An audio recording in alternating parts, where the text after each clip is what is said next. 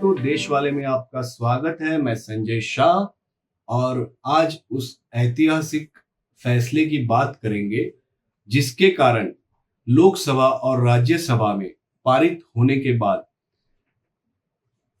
वक्फ board का कायदा बहुत जल्द देश में लागू होने वाला है। अब इंतजार है उसे राष्ट्रपति जी के अनुमोदन की।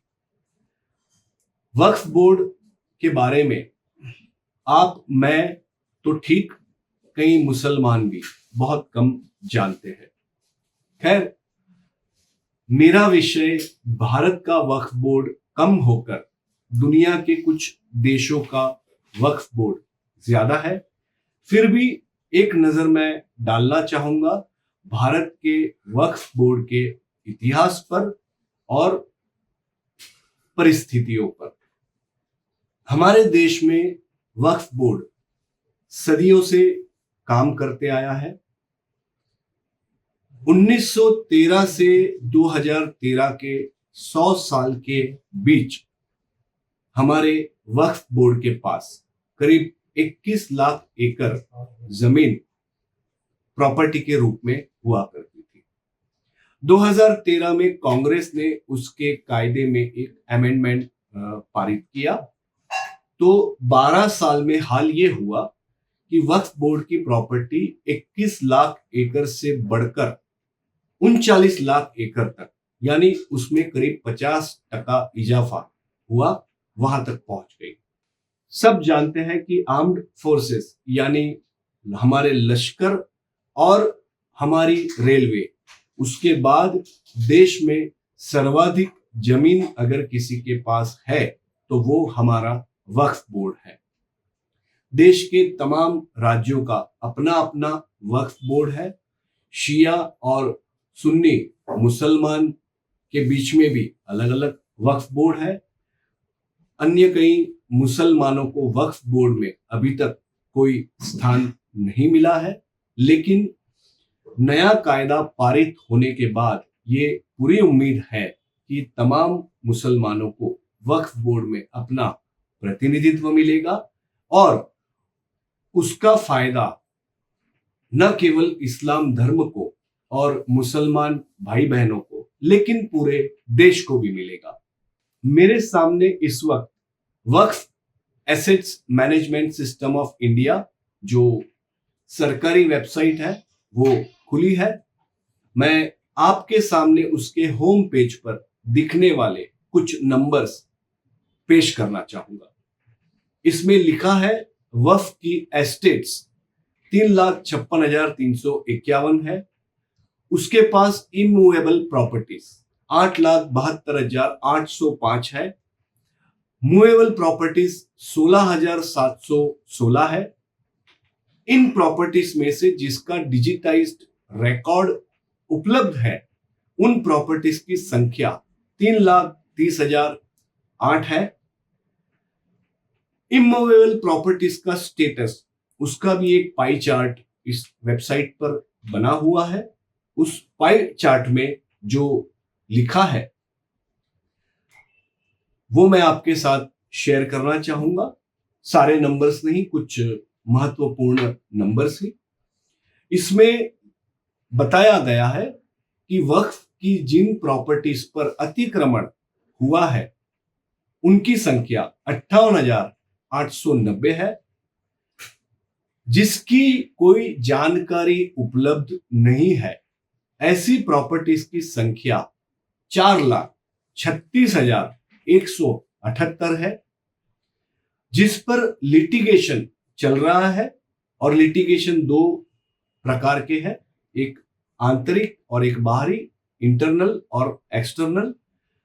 तो इंटरनल जो लिटिगेशंस है उनकी संख्या है 5,365 और जो एक्सटर्नल लिटिगेशन है उनकी संख्या है 7,835। ये अभी का सरकारी या अधिकृत वेबसाइट के हिसाब से इमूवेबल प्रॉपर्टीज का वक्फ की एक रिकॉर्ड है।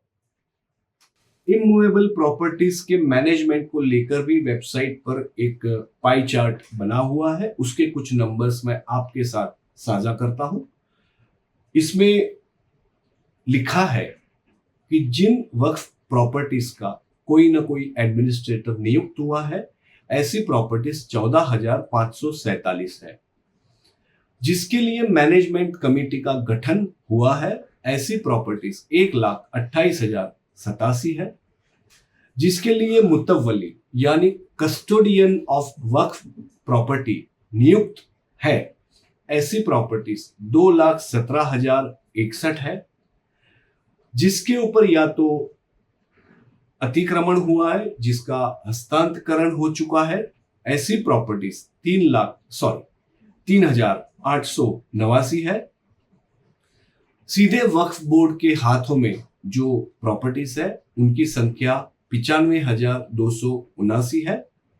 और जिसके लिए कोई मैनेजमेंट की व्यवस्था की ही नहीं गई है, ऐसी प्रॉपर्टीज 4,13,942 है।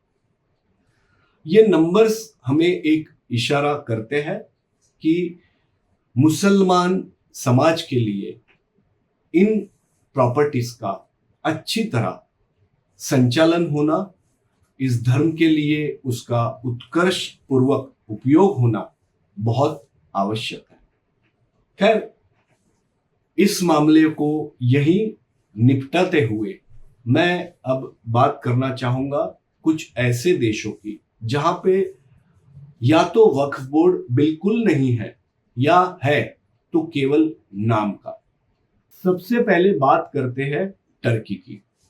सदियों तक यानी 13वीं सदी से लेकर 20वीं सदी के शुरुआत तक टर्की पर ऑटोमन साम्राज्य का शासन रहा। सन 1923 में इस देश का नया रूप आया, रिपब्लिक ऑफ टर्की के रूप में। लेकिन उससे पहले तक उस देश में शरिया कोर्ट के मुतवल्ली यानी जैसे पहले का कस्टोडियन ऑफ वक्फ प्रॉपर्टीज या ट्रस्टीज के कमान में वक्फ बोर्ड जैसी व्यवस्था थी। भले ही अधिकृत तौर पर उसे वक्फ बोर्ड नहीं कहा जाता था, लेकिन व्यवस्था बहुत सटीक और अच्छी थी। लेकिन जैसे ही रिपब्लिक ऑफ टर्की का सृजन हुआ तो 1924 में वहां की मुस्तफा केमल अतातुर्क की नई सरकार ने धर्मनिरपेक्ष देश में पारंपरिक वक्फ सिस्टम को पूरी तरह खत्म कर दिया। उस सरकार ने वक्फ की तमाम जिम्मेदारियां बिन सांप्रदायिक यानी लोकतांत्रिक संस्था को सौंप दी और उसी साल वहां पर जनरल डायरेक्टरेट ऑफ फाउंडेशंस की रचना हुई। उसके हाथों में वक्फ की तमाम संपत्तियों को सौंप दिया गया। साथ ही उन संस्थाओं का जो धार्मिक इंडिपेंडेंस था, उनकी जो धार्मिक स्वायत्तता थी, उसे भी कैंसिल कर दिया गया। टर्की में उस समय करीब 30,000 से अधिक वक्फ प्रॉपर्टीज थी। उनमें मस्जिदें, मदरसाएं, स्कूल्स, अस्पताल, सूप किचन के नाम से जानी जाती सेवा संस्थाएं, बहुत कुछ था। नई सरकार ने सत्ता ग्रहण करने के तुरंत बाद सबसे पहला काम सारी मदरसाओं को बंद करने का किया और उनकी जगह ले ली धर्मनिरपेक्ष शिक्षा संस्थाओं ने और कई मदरसाओं को स्कूल में, म्यूजियम्स में, यहां तक कि प्रशासनिक इमारतों में तब्दील कर दिया। उदाहरण के तौर पर टर्की का सबसे बड़ा और सबसे प्यारा शहर इस्तांबुल, वहां सुलेमानिया मदरसा हुआ करती थी, वो नए देश में बन गई इस्तांबुल यूनिवर्सिटी। इसी तरह हसे की हरम सुल्तान हॉस्पिटल बन गई सरकारी हेल्थ केयर फैसिलिटी। ये तो ठीक है, वहां खेती बाड़ी की बड़ी बड़ी जमीन वक्फ बोर्ड के या उसके तरह के बोर्ड के हाथों में थी। उनसे होने वाली इनकम से वक्फ के काम हुआ करते थे। सरकार ने वो सारी जमीन भी जब्त कर ली थी अब वो जमीन का क्या किया, उसका बहुत बड़ा हिस्सा पीजेंट्स को यानी गरीब किसानों को बांट दिया और दूसरा एक बड़ा हिस्सा बेच दिया निजी कंपनियों को ताकि वो उन पर आधुनिक प्रोजेक्ट्स खड़े करें और देश की तरक्की में अपना योगदान दें। और कुछ ऐसी जगहें भी थी जिसका बेशक रिपब्लिक ऑफ तुर्की की नई सरकार ने देश के हित में, संस्कृति के हित में, परंपरा के हित में जतन भी किया। उसका उदाहरण यानी हागिया सोफिया की इमारत, जो कभी म्यूजियम और कभी चर्च हुआ करती थी और अब वो एक खूबसूरत और बड़ी पावन मस्जिद में कन्वर्ट हो चुकी है। और वहां के सुल्तान का वो टॉपकापी पैलेस यानी ऑटोमन साम्राज्य के समय जो सुल्तान हुआ करते थे, उनका एक काफी बड़ा खूबसूरत ग्रैंड टॉपकापी पैलेस भी टर्की में है। उसे साराग्लियो भी कहते हैं। उसे नई सरकार ने सांस्कृतिक स्थलों में और म्यूजियम में परिवर्तित कर दिया। साथ में धार्मिक दर्जा तो पूरी तरह खत्म ही कर दिया था और management general directorate of foundations को सौंप दिया था। ये जो जनरल डायरेक्टोरेट ऑफ फाउंडेशंस है, उसे टर्की में वक्फलार जनरल मुदिर लोगो यानी वक्फलार जनरल निदेशालय या VGM इस तरह भी बुलाते हैं। 1926 के साल में उसके संचालन में 20,000 प्रॉपर्टीज थी, यानी रिपब्लिक ऑफ टर्की बनने से पहले 30,000 प्रॉपर्टीज थी। 1926 में उसकी संख्या हो गई 20,000। और इसके अलावा इन प्रॉपर्टीज से जो कमाई हुआ करती थी वो पहले जिस तरह भी उपयोग में ली जा गई हो, अब नई सरकार के शासन में उसका सही मायनों में धर्मनिरपेक्ष तौर पर शिक्षा, इंफ्रास्ट्रक्चर के लिए खर्च होना शुरू हो गया। 1930 का दशक आने तक वक्फ की कमाई का करीब 70 से 80% हिस्सा VGM के हाथ में जाने लगा। और रही बात वहां की बाकी की वक्फ प्रॉपर्टीज की, तो उनमें से कुछ खो चुकी थी, कुछ को बेच दिया गया था और कुछ को गैर वक्फ कामों के लिए उपयोग में ले लिया गया था। और सबसे बड़ी बात, उस देश में आज भी ऐसी कोई वक्फ प्रॉपर्टी है ही नहीं जिसका उपयोग केवल और केवल वक्फ की अदा में किया जा सके, अनंत काल के लिए हस्तांतरित किए बिना। हाँ, उसमें कुछ अपवाद जरूर है, लेकिन कुछ ही अपवाद है।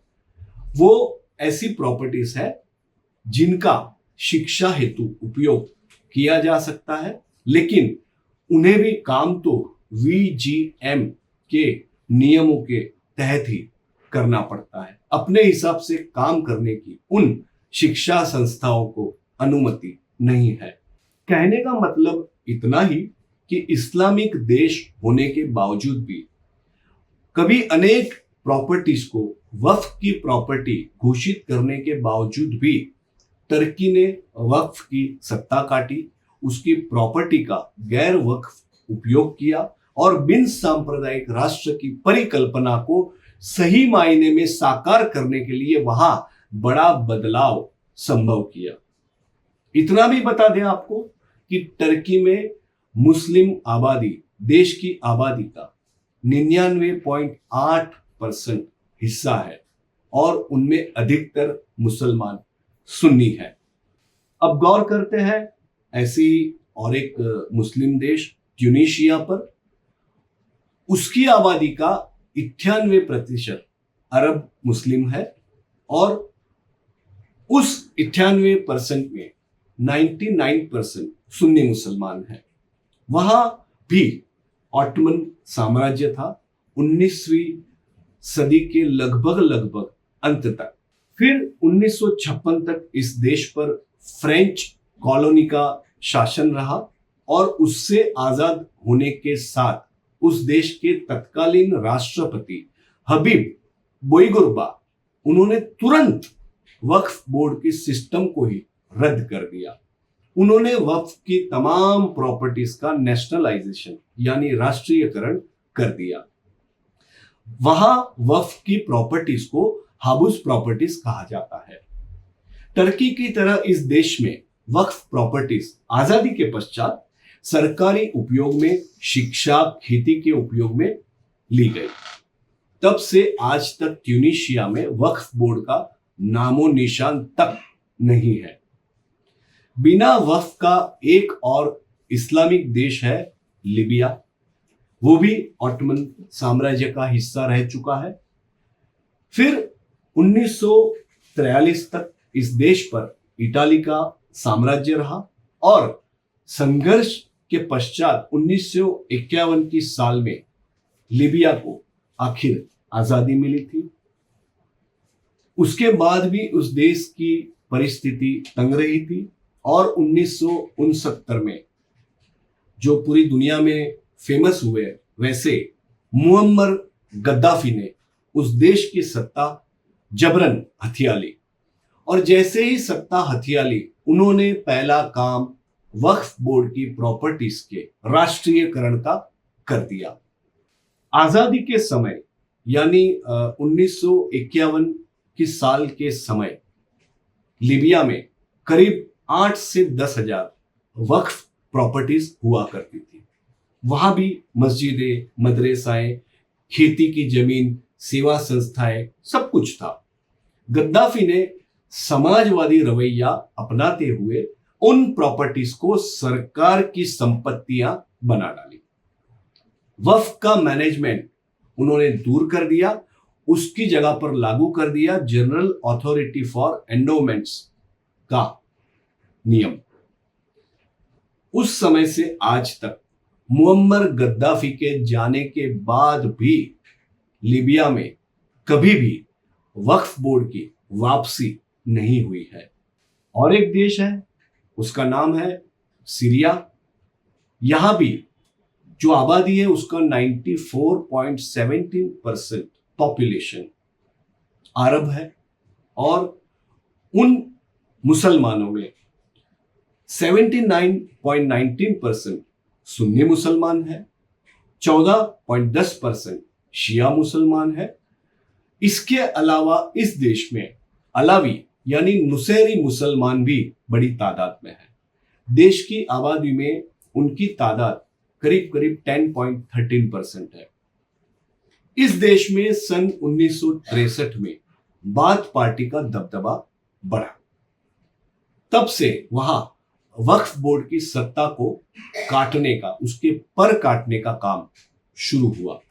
हफीज अल असद की अगुवाई में इस देश ने सन 1970 के दशक में मिनिस्ट्री ऑफ ऑक्फ का सृजन करके वक्फ की प्रॉपर्टीज को सरकार के हस्तक ले लेने का काम शुरू कर दिया। आज भले ही देश में कहने के लिए वक्फ बोर्ड हो, पर उसका सीधा इख्तियार केवल सरकार के हाथ में है, ना कि वक्फ बोर्ड के धर्मगुरुओं के या मुतवल्लियों के हाथ में। दूसरी ओर सीरिया कई सालों तक आपसी भिड़ंत का, संघर्ष का सामना कर रहा है। 2011 से अब तक इस देश की अनेक वक्फ प्रॉपर्टीज को सिविल वॉर ने खत्म कर दिया है। कुछ मामलों में सरकार ने वक्फ की प्रॉपर्टीज को अपने ताबे में ले लिया है, उनका राष्ट्रीयकरण कर दिया है, उनका उपयोग दूसरे कामों के लिए किया गया है, जैसे कि हाउसिंग प्रोजेक्ट्स, सार्वजनिक सेवाओं के लिए उपयोग, सब किया है वहां की सरकार ने। दूसरे शब्दों में कहें तो वहां पे वक्फ का जो भी काम होता है वो वक्फ बोर्ड के इशारों पर नहीं, लेकिन सरकारी नियमनों के अनुसार होता है। अब चलते हैं और एक देश इराक की ओर। इराक को आजादी मिली 1932 की साल में। फिर वहां राजाशाही लागू हो गई। इसके चलते 1958 में इराक में बहुत बड़ी क्रांति हुई।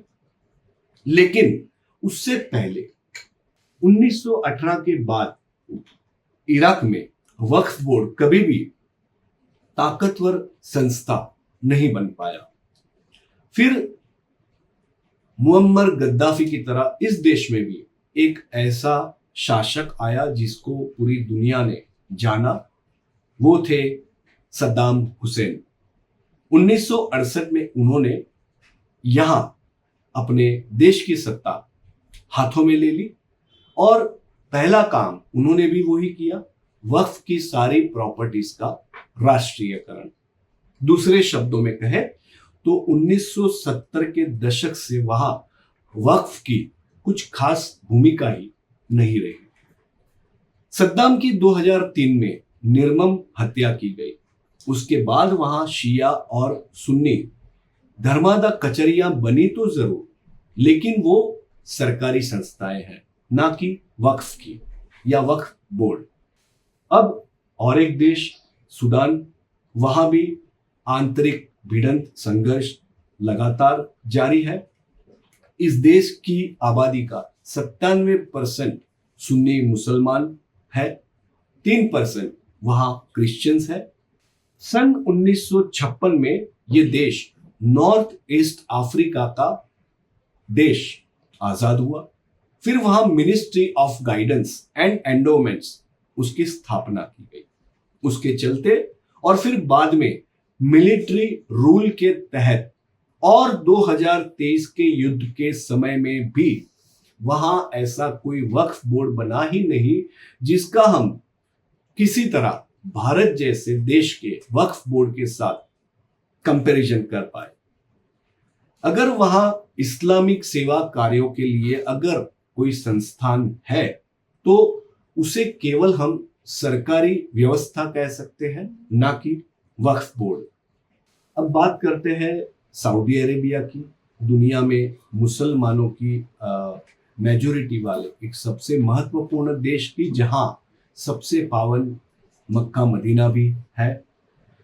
इस देश में 2016 तक वक्फ बोर्ड अनेक रूप से काम करता था। फिर 2017 में सऊदी अरेबिया की किंगडम गवर्नमेंट ने जनरल अथॉरिटी ऑफ वक्फ का गठन किया और तमाम वक्फ प्रॉपर्टीज अपने हस्तक ले ली, तमाम।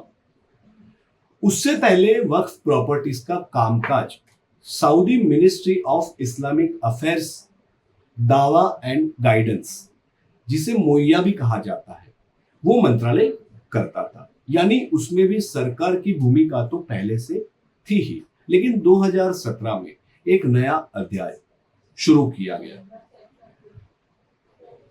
पहले ऐसा होता था कि वक्फ की जो भी आमदनी होती थी उसका अधिकतर पैसा केवल धार्मिक कार्यों पर खर्च किया जाता था।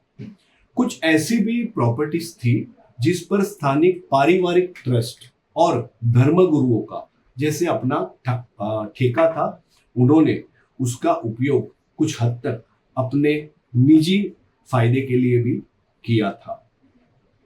बिल्कुल कुछ ऐसा ही हाल था वो जैसा हमारे देश में आरोप लगाया जाता है कुछ वक्फ प्रॉपर्टीज को लेकर। इससे सऊदी अरेबिया को कोई फायदा नहीं होता था, देश की आवाम को कोई फायदा नहीं होता था, फायदा होता था कुछ मुट्ठी भर लोगों को। वक्फ की संपत्तियों से आने वाले पैसे या उसकी पूंजी, उसका निवेश करने को लेकर भी 2016 तक उस देश में कोई निश्चित ठोस लाभदायी रूपरेखा नहीं बनी थी।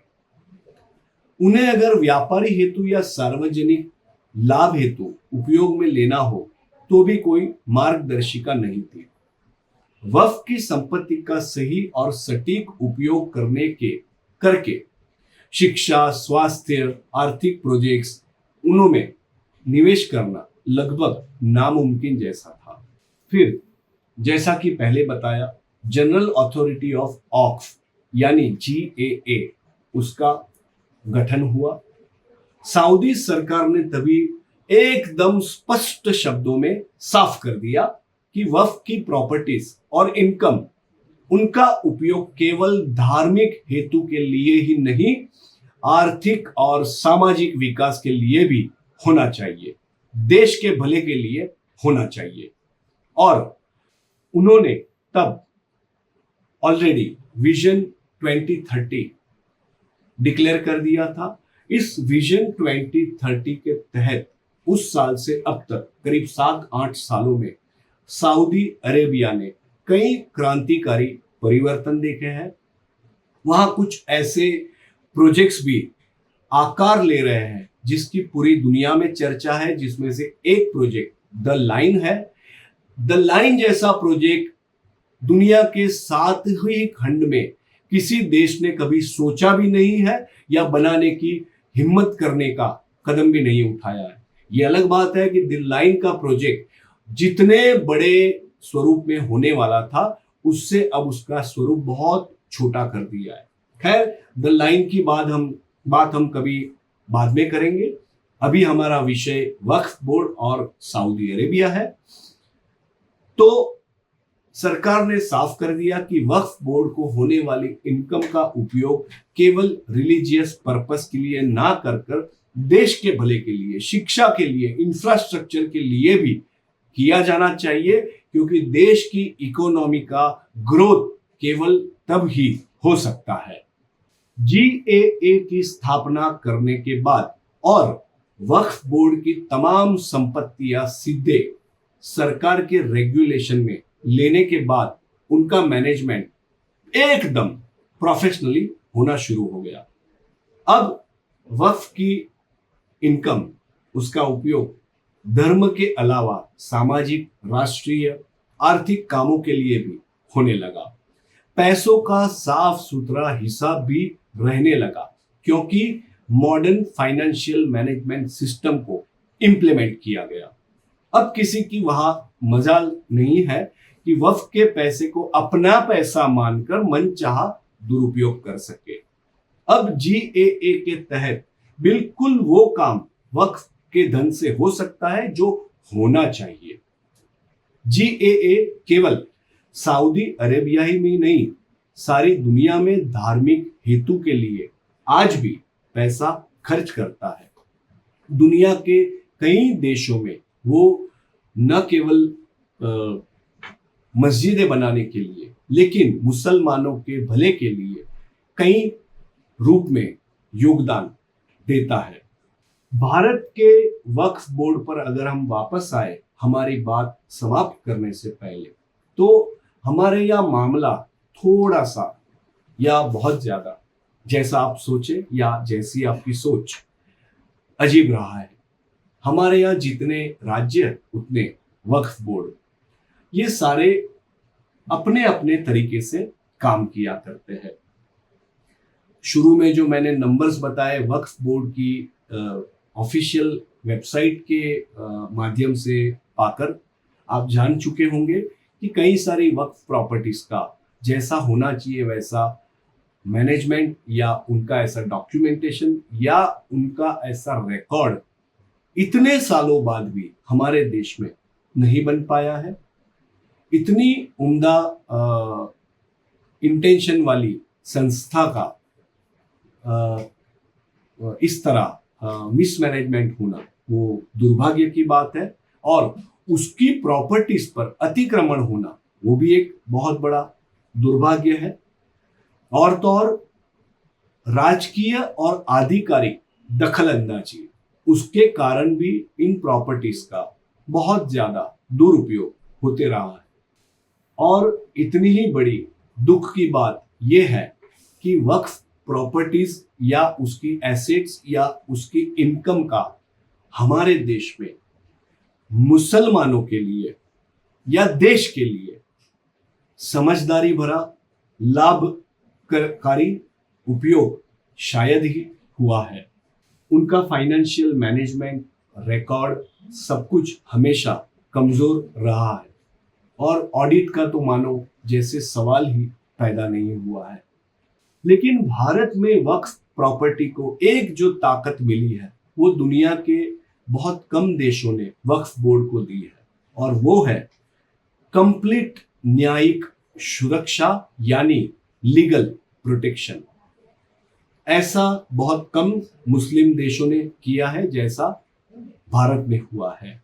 लेकिन सेंट्रल सिस्टम के अभाव से विविध राज्यों के वक्फ बोर्ड के आला कमान की मनमानी के कारण, सरकारी और एडमिनिस्ट्रेटिव इंटरफेरेंस के कारण, भ्रष्टाचार के कारण, कई कारणों से इन प्रॉपर्टीज का मैनेजमेंट से लेकर बेनिफिट या वेलफेयर के काम तक जैसा होना चाहिए वैसा सटीक सही मायने में उपयोग नहीं हो पाया है।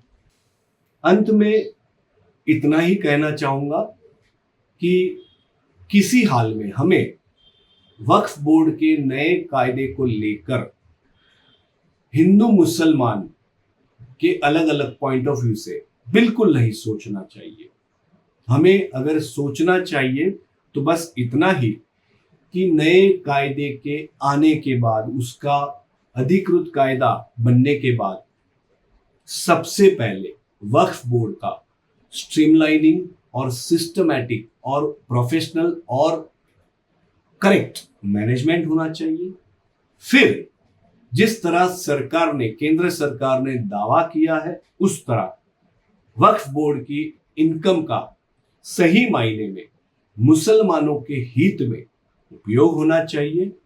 एक ऐसा भी दिन आना चाहिए जब इस नए कायदे के कारण भारत का वक्फ बोर्ड पूरी दुनिया में सबसे बेहतरीन, सबसे सुचारू रूप से चलने वाला वक्फ बोर्ड बन जाए।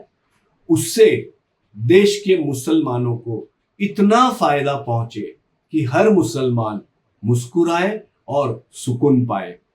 हमारी जीत इस मामले को धर्म के एंगल से ना देखते हुए देश और मुसलमानों के हित के एंगल से देखने में है। और मैं बस इतनी ही आशा के साथ अपनी बात खत्म करूंगा कि केंद्र सरकार ने जो आश्वासन दिए हैं वो सारे सच हो, साकार हो। देश वाले के लिए मैं संजय शाह। इस वीडियो के जरिए मैंने आपको ज्यादातर उन मुस्लिम देशों के वक्फ बोर्ड की बात बताई जिसके बारे में हम कम जानते हैं। मुझे उम्मीद है आपको ये वीडियो पसंद आया होगा। अगर आया है तो छोटी सी गुजारिश, इस वीडियो को लाइक करें, इसे शेयर करें, अपने परिजनों के साथ शेयर करें, कि हमारी चैनल को सब्सक्राइब करें। और अगर आप कोई विचार हमारे साथ शेयर करना चाहते हैं तो उसे जरूर कमेंट बॉक्स में लिखें।